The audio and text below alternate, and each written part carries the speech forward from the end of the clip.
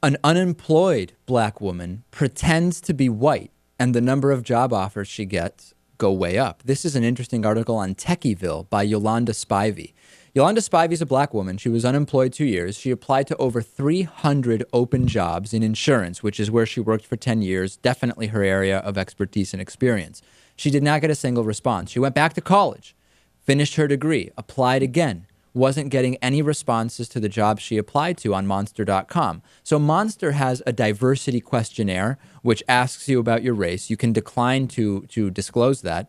And they say it will not jeopardize your chances of getting a job. It's just kind of for informational purposes. You can't skip the question, but you can say decline to identify. So Yolanda Spivey thought maybe that's hurting me. She goes into her Monster.com profile and she changes it to decline to identify. Isn't hearing back from anybody. She thinks of another idea. She goes back in, she creates a fake applicant named Bianca White, fills in the identical employment history, identical resume, identical education as her real self, Yolanda Spivey, changes the phone number from her home phone to her cell phone so that it can't be linked back to her original profile, and then she puts white on the diversity questionnaire. Phone call, same day. Emails, packed, same day. She gets a whole bunch of job offers in the field of insurance. In 1 week, she received 9 phone calls as Bianca White and none as African-American Yolanda Spivey. And she received 7 emails as Bianca White and only 2 as Yolanda Spivey. Both were for commission-only positions that required her to move out of state.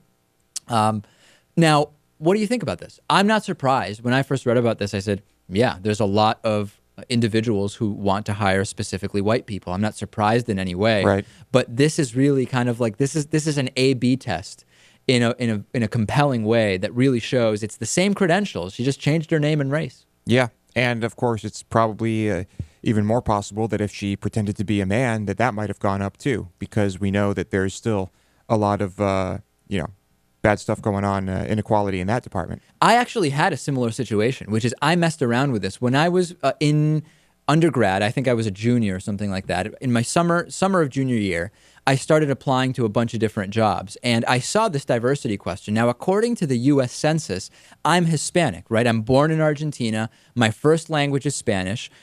Even though my background is Eastern European Jewish, and I'm completely identical genetically as to what I would be if my family came straight to the U.S. instead of to Argentina, according to the census, I'm Hispanic. And I did some testing. I made a profile where I put white, and I made a profile where I said Hispanic and identified myself as a diversity candidate.